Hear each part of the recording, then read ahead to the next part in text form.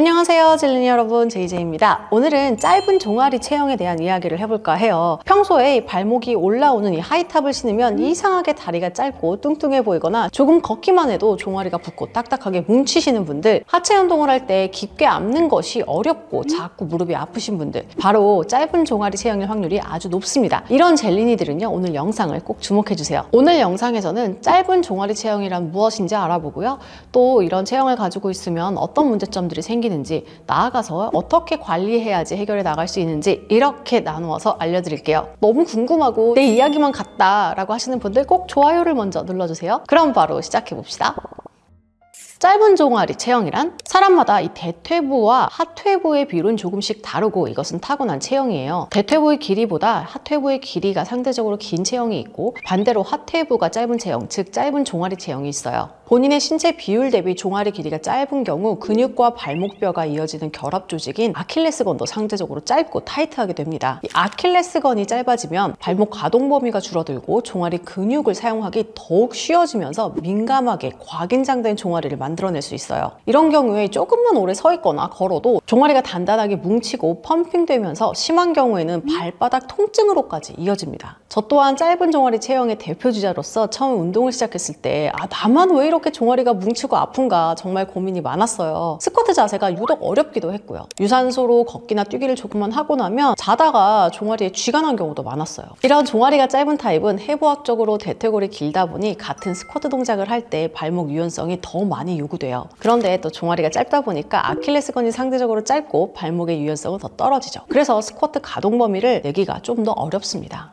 한편 뼈의 길이가 길수록 우리는 근육을 키우기가 어려운데요. 이는 근육의 시작점과 정지점에 섬유가 꽉 차 있을수록 볼륨을 키우기 쉽다는 원리 때문이에요. 다리가 길고 특히 종아리가 긴 외국인들을 보면 종아리가 정말 슬림하게 쫙 빠진 걸 느끼실 거예요. 근육이 있더라도 사이즈가 그닥 크지 않고 굉장히 슬림하죠. 웃긴 건 그들은 종아리를 키우기 위해서 정말 많이 노력을 하고 카프머신도 많이 쓴다는 것. 그런데 이게 체형적으로 워낙에 길다 보니 사실 발달이 좀 어려운 거죠. 이런 이유 때문에 프로 보디빌더들이 근비대를 위해서 사제 길이가 짧은 것을 굉장히 큰 메리트로 본다고 합니다. 짧은 종아리 체형들은 종아리가 쉽게 커지고 걷기만으로도 자극되고 펌핑이 될 수 있습니다. 저는 러닝이나 걷기를 좀 오래 하면 크게는 3cm까지도 커지더라고요. 이게 건강하게 커져서 양질의 근육으로 자라나면 좋은 건데, 문제는 그것이 아니라는 거죠. 짧은 종아리의 문제점. 짧은 종아리 체형의 종아리가 비대되는 현상이 마냥 긍정적인 상황은 아닌 이유가 있어요. 근육 사이즈가 커질 때는 밸런스가 굉장히 중요합니다. 우리가 보통 웨이트를 통해서 근육을 키울 때 근육은 최대 범위로 늘어났다가 최소 범위로 수축되잖아요. 이때 최대 범위로 늘어나는 가동을 계속 키워나가면서 근육은 어느 정도의 가동 범위를 확보해 나가며 성장합니다. 하지만 짧은 종아리의 경우는 완전 달라요. 체형상 아킬레스건이 짧은 편이라 근육을 늘리는 것 자체가 어려운데, 여기에 우리가 가끔 힐도 신고 평소 걷기를 할 때도 거의 발끝 위주로 걷는 경우가 많죠. 평소 발 뒤꿈치가 앞꿈치보다 더 많이 내려가는 가동 범위를 경험할 일이 거의 없어요. 정식 트레이닝을 거쳐서 커진 것도 아니고 그냥 막 쓰다 보니 커진 거라서 짧은 종아리 체형의 근육은 밸런스가 깨진 상태로 발달될 확률이 굉장히 커요. 그래서 부작용이 생기고 문제가 되는 겁니다. 크다고 해서 심미적인 문제만 있는 건 아니에요. 어떤 문제점들이 있을까요? 첫 번째, 통증. 이건 제가 가장 크게 느끼고 불편했던 점입니다. 기분 좋은 근육통이 아니라 딱딱하게 근육이 뭉쳐서 조금만 힘을 잘못 주면 쥐가 나요. 종아리 근육은 우리가 평소 걷고 운동할 때 기본적으로 사용되는 굉장히 중요한 근육인데요. 이 근육이 이렇게 과하게 긴장되어 있으면 그냥 걸어 다닐 때조차도 자극이 계속됩니다. 그러다 보면 종아리는 계속 부어있게 되고 통증을 느끼게 되죠. 민감하다 보니 피로감도 쉽게 느껴져요. 전체적으로 삶의 질이 좀 떨어지고 밤에는 아무리 다리를 올리고 자도 계속 무거운 느낌이 들더라고요. 이게 제가 느낀 가장 큰 불편함이었어요. 두 번째, 가동 범위의 과부하. 그리고 운동을 할 때 가동 범위가 정말 문제였는데, 종아리부터 아킬레스건까지 굉장히 타이트하다 보니까 발목의 가동이 아주 어려워집니다. 심한 경우 이 발끝을 몸쪽으로 당기면 아예 움직이지 않는 경우도 있어요. 종아리가 짧은 체형은 상대적으로 대퇴가 길다 보니 스쿼트 동작을 할 때 무릎이 더 많이 앞으로 나가야지만 깊게 앉을 수 있어요. 이때 동시에 종아리가 짧다 보니 발목이 더 많이 접혀야 합니다. 근데 타이트한 아킬레스건과 종아리 때문에 발목이 잘 접히지 않으니 체중이 뒤로 쏠리면서 넘어질 것 같이 중심이 흔들리거나 그 과정에서 무릎에 체중이 잘못 실리면서 무릎 통증이 심해지죠. 자꾸 뒤로 넘어질 것 같으니까 상체를 앞으로 많이 숙이게 되고 그 과정에서 허리에 부담이 갈 수 있어요. 그래서 한 번쯤은 들어보셨을 거예요. 상체 펴세요! 그런데 펴면 넘어질 것 같죠. 이 상태에서 억지로 또 중량을 들고 하다 보면 무릎과 허리가 많이 안 좋아질 수도 있어요.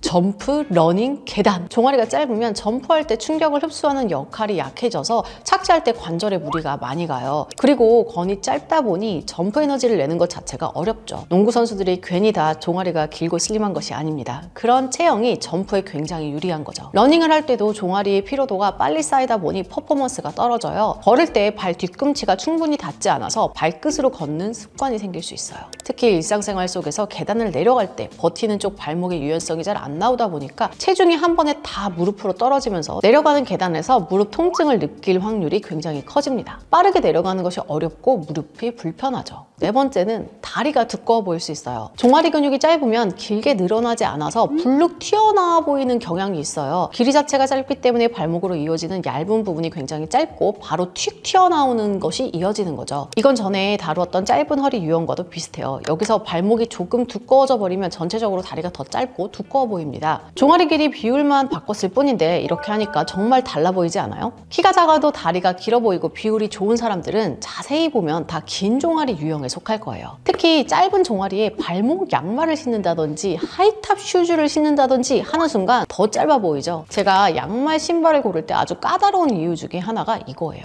그럼 해결 방법은 뭐가 있냐? 이번 생은 나는 망한 거냐? 체형은 거의 타고나는 거라서 우리 뼈의 비율을 바꿀 수 있는 방법은 없습니다. 그래도 관리를 하는 것과 안 하는 것의 차이가 정말 큰데요. 미적인 부분에서도 그렇고 삶의 질적인 부분에서도 무조건 관리를 해줘야 합니다. 지금부터 찐 짧은 종아리 족으로서 제 관리 비법을 알려드릴게요.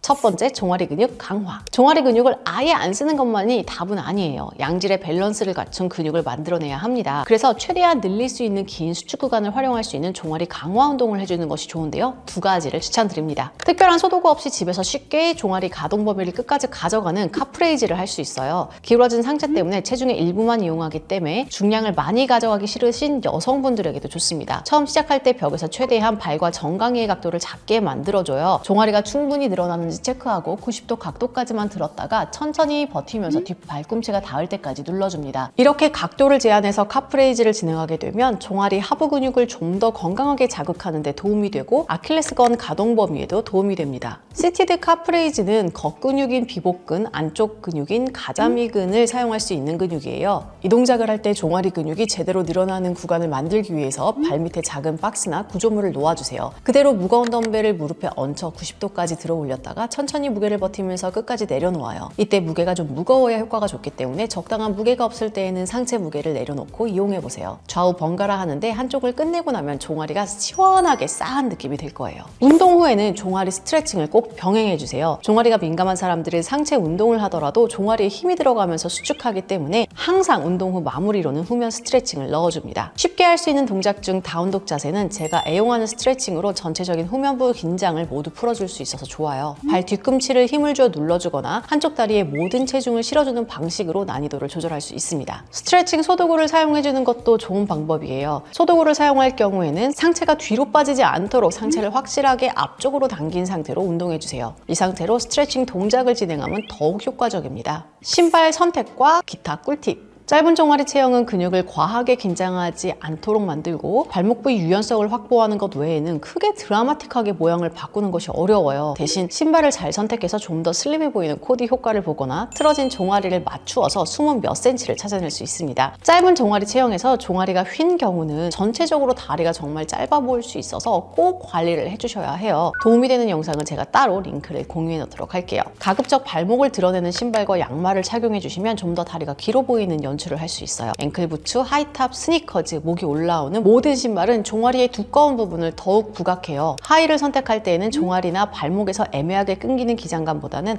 발목을 다 덮는 기장감을 선택하시면 좋습니다. 하이힐을 신으면 종아리가 짧은 체형들은 정말 확 달라지는데요. 아쉽게도 이 하이힐은 종아리를 더 뭉치게 만들기 때문에 짧은 시간 전후 스트레칭을 잘 챙겨 가시면서 신어주세요. 마지막으로 오래 서 있어야 할 때에는 발 뒤꿈치에 무게를 실어서 서는 습관을 들여주시면 짧은 종아리라도 통증 없이 일상생활에서 불편함을 줄일 수 있습니다.